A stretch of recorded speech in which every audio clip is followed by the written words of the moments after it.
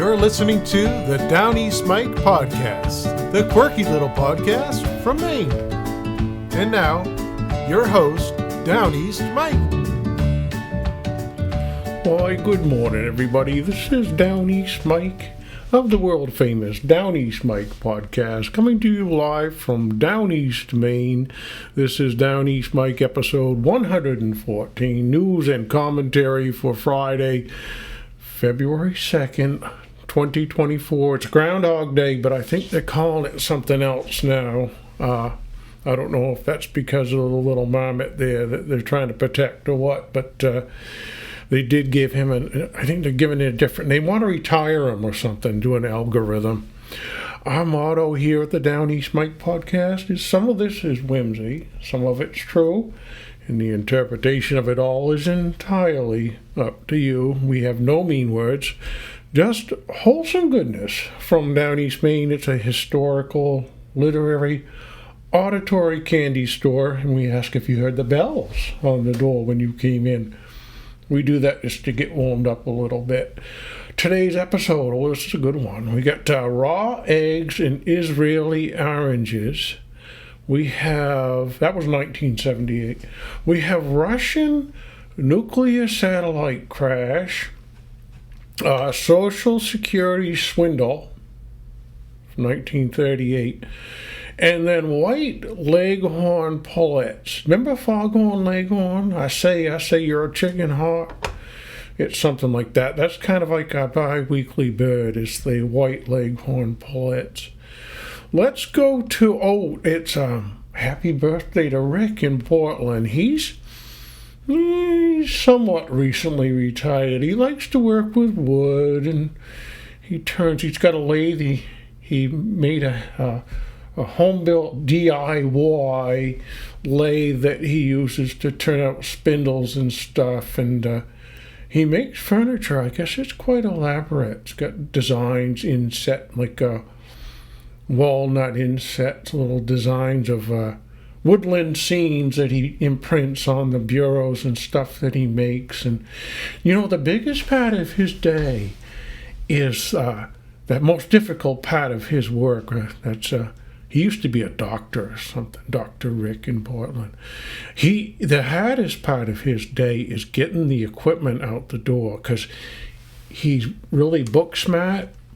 But what he hasn't figured out is that when he makes the bureaus, he's got to take into consideration the size of the door to get it out of the house. So a lot of times what he does is he'll work on a project, for like 6 months or so, and then it'll take him 4 months to disassemble it to get it out the door to deliver to somebody. He has to put it back together again, but he's practicing, and he's going to get it right one of these days. Let's roll it back to Bangor, 1978. On this day, Don Wood and Steve Roddick, they slipped down raw eggs in Seattle. They were in Seattle. It was their shot at the world egg beating record. Roddick down 44 raw eggs before excusing himself and leaving. I wonder why he did that. When Wood persevered, he swallowed 50 in an hour for what he believes is the world record. It's a lot of eggs to take in all at once, isn't it? Okay, this is 1978 too. Israeli oranges were injected with mercury. An Arab group claims plot to wreck the nation's economy. It was a report out of The Hague in the Netherlands, where my people came from about 5,000 years ago. Western Europe issued an alert Wednesday for Israeli-grown oranges poisoned with mercury in a purported Arab-Palestinian scheme to sabotage Israel's economy. Just like today, U.S. government officials said there was no evidence that any of the tainted fruit had reached the U.S., and the Israeli embassy in Washington claimed none of the oranges were for sale in U.S. stores. So even if you went to look for them, you weren't going to get any. 5 Dutch children were hospitalized for mercury poisoning last week after they ate the contaminated oranges and became ill. It was reported by the Dutch Health Ministry. When you think of Dutch Health Ministry, what do you think of? You think guys wearing wooden shoes, wandering around on the edge of the canal, handing out vitamins? That's the Dutch Health Ministry? Okay, there was an editorial. This is in the Bangor paper. They're not defunct yet, but they probably soon will be. 1978, U.S. Energy Secretary James Schlesinger, easy for me to say, has said it's inappropriate for satellites containing nuclear material to orbit the Earth. I think it's inappropriate too. We can assume that this country is no longer launching satellites with nuclear reactors aboard. Schlesinger was reacting to the incident involving the Soviet satellite that crashed in Canada's Northwest Territory. Now, did you know that there were satellites that were nuclear powered up there? No wonder they go so fast. This particular satellite came spinning to Earth at a remote and generally uninhabited location. They're calling that a mixed blessing. Thankfully, nobody was hurt by this radioactive intruder. And not so thankfully, the world may erroneously conclude that all of these man-made extraterrestrial vehicles are programmed to re-enter the Earth's atmosphere on a trajectory that is selective and safe. Not necessarily the case. They're going on. All right, so it gets better here. President Carter said Monday he'll ask the Soviet Union to stop launching nuclear power Earth-orbiting satellites. The president's statement was in response to the Russian satellite blowing up over the Canadian wilderness. So let's dig into that a little bit more. The recovery effort was called Operation Morning Light. It's got a certain ring to it. In the pre-dawn hours of January 24th, 1978, a Canadian mounted police corporal located in Hay River in the Canadian Northwest Territories reported a meteor sighting. 125 miles north in Yellowknife, I know somebody that lives there, a night janitor reported mysterious light streaking across the darkened sky. What these eyewitnesses actually saw was the re-entry of the Soviet satellite Cosmos 954. Kind of makes you wonder, whatever happened to 953 and 952, 957? Where are those? It was launched into orbit on September 18th, 1977. It was designed to cover the world's oceans at a 150-mile high orbit.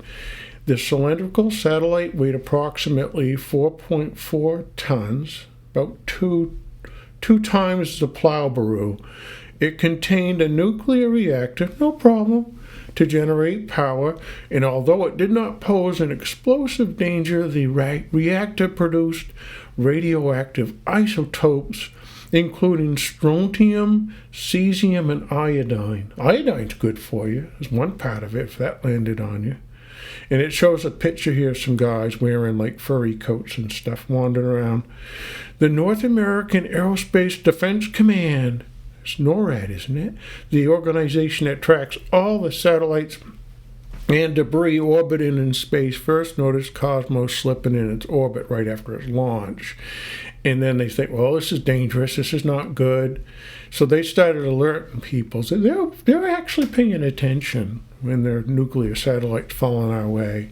Team members from the DOE, Nuclear Emergency Support Team, they call it NEST, began preparing to deploy to the point of impact from locations in Las Vegas, Fairfield, California, Washington, D.C., and Albuquerque, New Mexico. They could make a movie out of this if they haven't. So they got out there that when the re-entry occurred over Canada, U.S. President Carter contacted Prime Minister Trudeau, well, not much change from today, to offer specialized U.S. capabilities in locating and isolating the errant satellite and its radioactive byproducts. That's no surprise that they were so eager to help because they wanted the technology, of course. The American response team, they had under the direction of Nevada DOE manager, they arrived in Canada on January 24th, 1978. They reported to the Canadian forces. Reporting for duty, sir. Okay, so they get up there and they go up to Yellowknife, and we want to get to the recovery part. Based on the computer calculations, two characteristics of satellite debris were identified: a number of beryllium cylinders, rods, and products separated from the nuclear reactor in the satellite. The reactor core, which began to disintegrate over a range of 310 miles, would result in small radioactive particulates scattered over a wide area. Not a big deal, just a few radioactive particulates, if you're particular about your particulates. Actual debris was located in 4 areas in the Northwest Territories: plates, disc rods, other objects with radiation levels, and they go on to give the radiation levels. Scientists could not collect the microscopic radioactive fission products that resulted from the reactor core disintegration. A survey conducted in the Great Slave Lake area of the Northwest Territories revealed elevated background radiation caused by the widely dispersed matter from the reactor core. Both Canadian and U.S. experts concluded that any health hazard created by the remaining particulate matter was minimal and would decrease with time. The team recovered more than 90% of the radioactive material in the reactor inventory. So there, just to put your mind at ease, most of that was collected. But you kind of wonder, what about the other ones that went down that we never heard of, or if they did?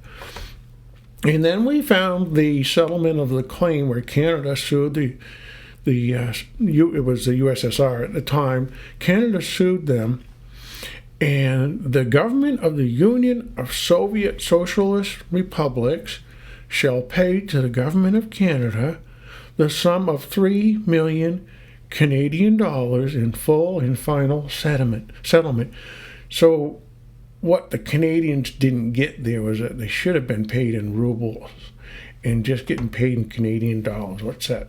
25 cents on the ruble. They came out of that. They didn't do a very good deal.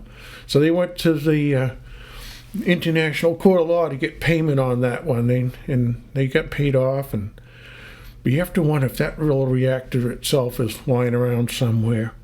Let's go back to 1938, and this day, 1938, February 2nd, and they were talking about Social Security being a swindle. A few weeks ago, Mr. John Lewis suggested that the federal government take $1 million from the Social Security reserve funds and invest it in low-cost housing. That's just like today, isn't it? He thought it would not only stimulate the recovery and give aid to the unemployed, but prove a wise investment for the government. This is in 1938. What he's talking about here is that if the Social Security was underfunded then, and they shouldn't be tapping into that money. It is legal, all right, but if it were done by an individual or a corporation, it would be called misappropriation of trust funds, or by an even uglier name. The whole dizzy scheme is typical of New Deal finance, and its dangers are obvious. At the moment, the Treasury is enabled to get away with it because the fund has just started, Social Security just started, and not nearly as big as it will be. Up to January 1st, $440 million in unemployment insurance taxes have been collected and spent. So they were just pulling that money in and spending it as quick as it came in. Kind of a scam. We'll see if there's any money left when we retire, right? There might be some there. What else do we have? There was a bread tax. They were having a bread war with Canada. A serious threat to New England bakeries, says Congressman. He declares the Canadian taxes U.S. bread at 49%, while our own bread's coming to the U.S. duty-free. He says the wages are driven down in a rustic, and men are losing their jobs over that cheap bread from Canada. From 1934 to 1937, Brewster informed the committee that 17 bakeries were forced to close in Maine, New Hampshire, and Vermont, throwing 100 persons out of employment. He urged adoption of a 3-cent a pound tariff on Canadian bread to end the unfair competition. It's been so long since I've tasted Canadian bread, I couldn't tell you the difference between Canadian bread and American bread. We've got bakeries here still. Canadian bakers, he added, are able to undersell American bakers by 5 or more cents a loaf. 1,000 American jobs are a conservative estimate of the number affected by this present influx, all along the line from the farmer to the miller to the baker and the delivery man. Boy, that's almost poetry, isn't it? Even Canada, he continued, applies the tariff on its own bread when it seeks to return to Canada after a day's journey about the States. So they make it Canada, ship it to the U.S., and ship it back. Let's pause for a drink right now. We'll get some water. It's tap water. It's pretty good. It's coming out of Mother Earth, don't you know? Okay, here's a story. It's 1938, too. They really were tougher then. Fred and Harry Austin walked from the upper end of Lake Sabattis today with their clothes frozen stiff. They were ice boating and plunged into a hole. They were good swimmers and got out, but the temperatures were 12 above zero. Arriving at their home in Sabattis, they put on dry clothing and returned to their ice boat. So today, if two guys went into Lake Sabattis, you'd have about 15 news crews there. It would make national headlines. They'd have rubber boats and men in dry suits pulling them out, and they'd be draining the pond and all sorts of stuff. These guys, they just go in the water, they go home, change their clothes, go back, right back to fishing. They were tougher then. And speaking of tough, how about Ransford Shaw? This is a real-life story of somebody who walked 10 miles to school and back. Just like, they kind of make fun of it, but he really did. Ransford Shaw,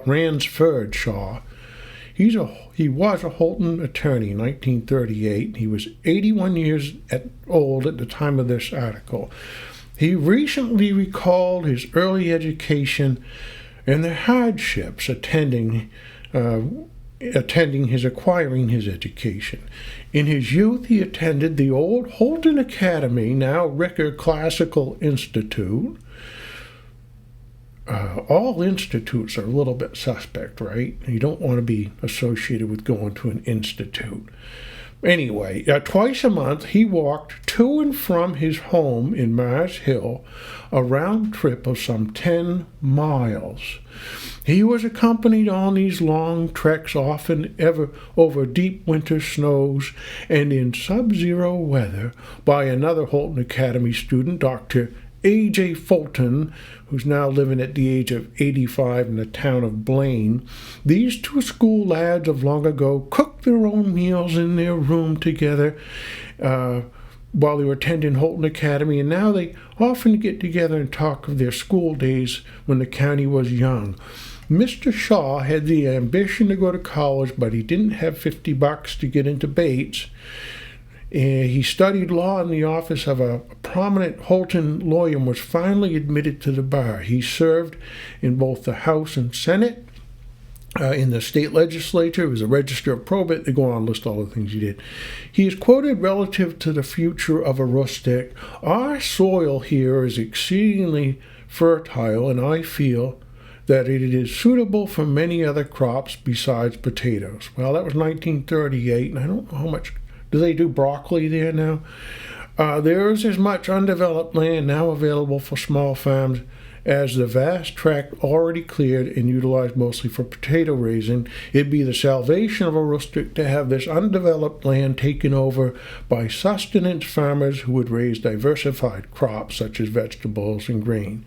These small farms would also sustain a small number of cattle and sheep. The days of big waste and extravagance in this country are gone forever. Not much has changed. We have some little snippets here. The cost to Auburn of the snowstorm will exceed $3,000. That was from 1888, actually. We're going to move on to our next story. Oh, yeah, there it is. Tonight, this is 1888. Auburn will light up with 29 electric lights. The electricity will be supplied by the new power plant built at the dam across the Little Androscoggin.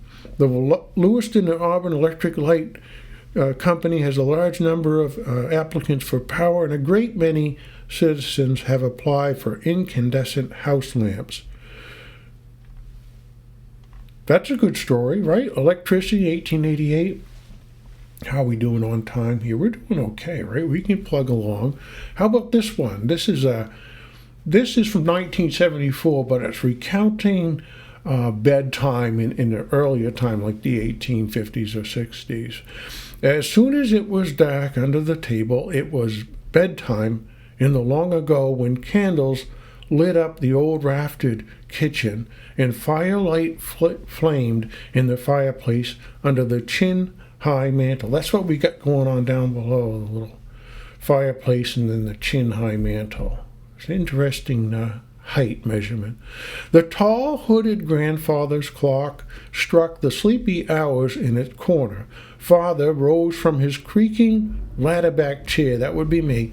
He knocked the ashes out of his pipe against the chimney piece and put out the cat, not into the snowy night, but into the barn, where Tom could cuddle down in the warm, scented hay with only his pink nose showing beside White Star's crib. Mother was busy at the fireplace with a long-handled warming pan and filling it with red-hot coals to plunge between the frigid blankets in the north chamber before the boys went up to bed. The firelight brightened her cap strings, while her long white apron shone like polished glass in the blaze on the hearth. There was a great to-do in the corner where the boys pulled off their cowhide boots, nearly decapitating each other in the rowdy process. "Boys, boys," the father yelled, but they paid little heed, always intent on a scuffle, indoors or out. Those boys rambunctious. The kettle was heating on the crane for the drink that father would mix up good and hot to warm their stomachs and cheer their hearts before they raced up to the icy chambers on their reluctant way to bed. They didn't want to go to bed at all.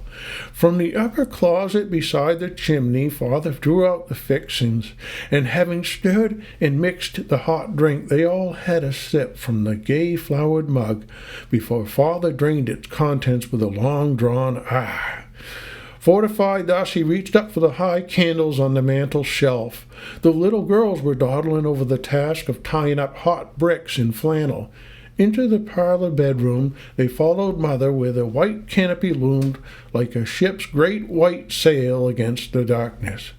Out came the trundle bed from under the big one, the little bed underneath, and down peeled the covers, just big enough for the two youngsters to crawl into. It was as cozy for them as two bugs in a rug. Their little faces, framed in pointed nightcaps, were especially flower-like when seen from above. Brandishing the warming pan like a real major general going into battle, mother mounted the winding stairs. Shadows, grotesque silhouettes of all the family with their lighted candles trailed after them. In the low-eaved, unfinished chamber frost cracked like thunder across the beams. They could only stand upright in the center of the room. It was something like tenting out, only summer was never like this. Under the patchwork quilts, the feather beds foamed like new rising yeast on the Lincoln and Jenny Lind beds. "Come, children," mother called down the stairs to the last lingering youngsters. "The beds are all turned down. Hurry." In their flannel nightgowns there was a great bobbing up and down of prayers. Wrapped up in shawls with nightcaps tied over their heads, because the chambers were draughty where the wind whistled around the window frames, the children bundled into bed. Each one had a hot brick at his feet to toast his toes on, but no matter how warm he was, the frost would be white along the beams, and every nail would be furred when morning came. Having tucked in her brood and having bestowed a good-night kiss on each rosy cheek, mother blew out the candles and, taking up the last one, slowly descended the creaking stairs. "Mighty cold night," Father was saying as he raked over the ashes and banked the fire. "Be 20 below tonight, or I miss my guess."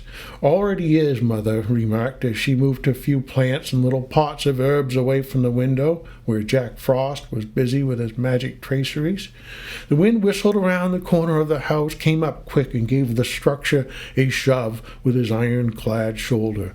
Mother drew the big armchair out from the corner, gave it a twist, and miraculously turned it into a table. There she spread out the cloth and laid a few pieces of cutlery in the plates on the homespun napery. She set a porringer of porridge on the hearth to keep warm and replenished the kettle hanging over the fire. There were so many things to do before she could lay her head on the pillow. It was so cold in the parlor bedroom when she blew out her candle that she heard the frost crackle. She drew back a curtain from the small paned window, and a few stars were shining in the heavens with their little pinwheels of fiery light. A great black shadow of the corn crib fell across the snow. "Be thankful," said Mother, "that we have a roof to our heads." It was a cold winter night. Now, I've experienced all those things, or most of them anyway, the cracking of the timbers and the frost on the nails in the bedroom. But there's such a process of them getting ready for bed. They must have been exhausted doing that every day. Some more water. You know what? I'm going to show you guys right in front of the fireplace. If you've never seen one of the little bed warmers that they talk about, I've got one right here. I'm going to take it over to the camera. Hold on just a second.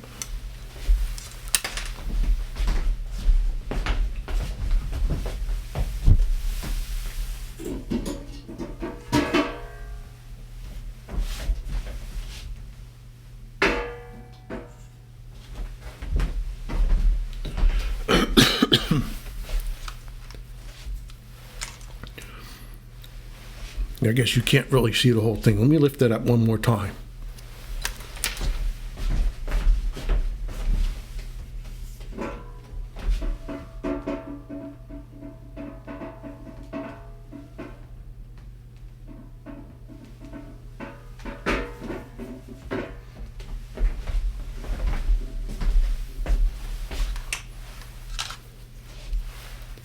So that's the bed warmer, and they'd fill that up with coals and or warm brick, and you fill that up and you put it underneath the blankets and get the bed warm, sort of like an electric blanket for old times. I've used that one actually before. I'm not sure where it came from, but it's pretty old, and it still works. Very well made. Let's see if we have any other stories here for you, because we are getting a little bit late in the day here. So let's see. I think we'll skip right ahead to Frankie. Yeah, 3 or 4 weeks ago, a boy threw a hard snowball which hit Frankie. He's the son of Mr. Enoch Perkins of Auburn, on the chin. It hurt him severely. A large and painful abscess formed on the spot.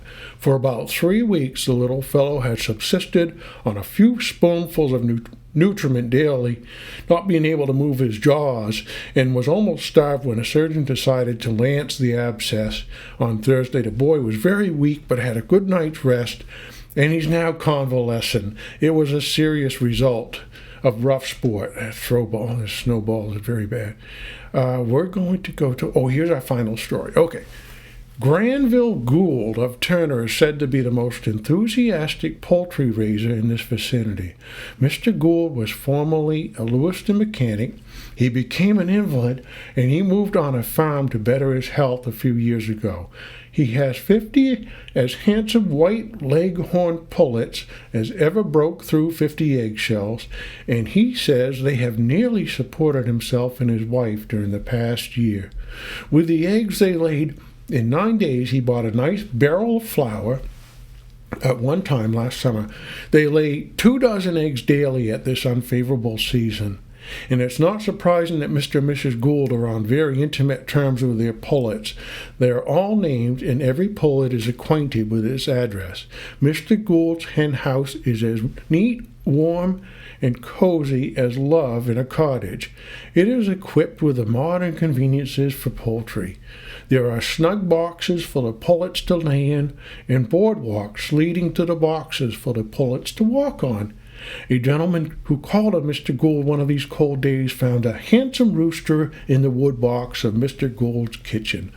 "I wouldn't have that rooster freeze his comb for $50, said Mr. Gould. And that leads us to our bi-weekly bird. It's the Leghorn chicken, foghorn leghorn.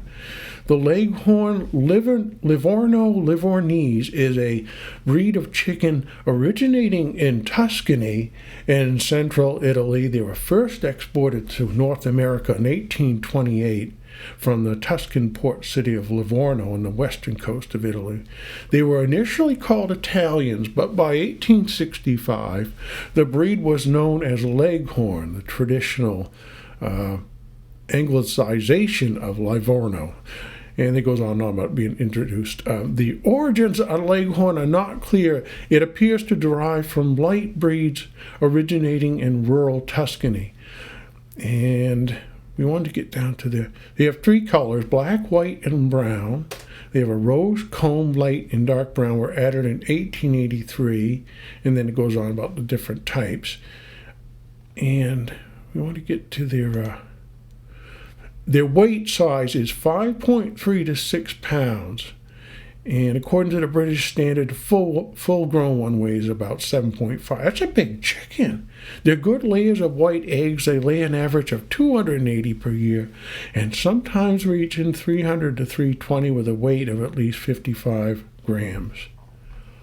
I think that's enough for our podcast for today. We've been away for a while, but we're back, and we're in rare form, we must say. Until next time, this is Downeast Mike, wishing you and your loved ones a day that is full of grace, love, and kindness. We'll see you.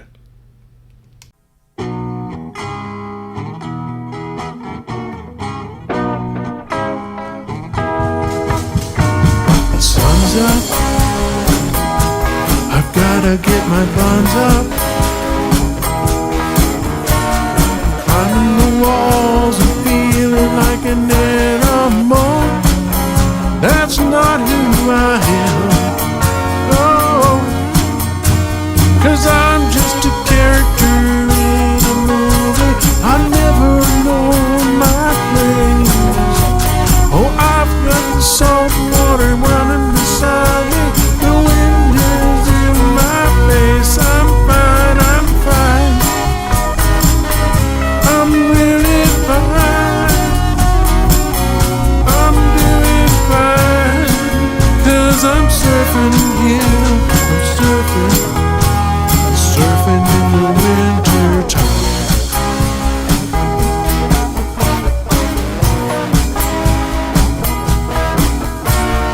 I've got work behind me, and I've got the day ahead.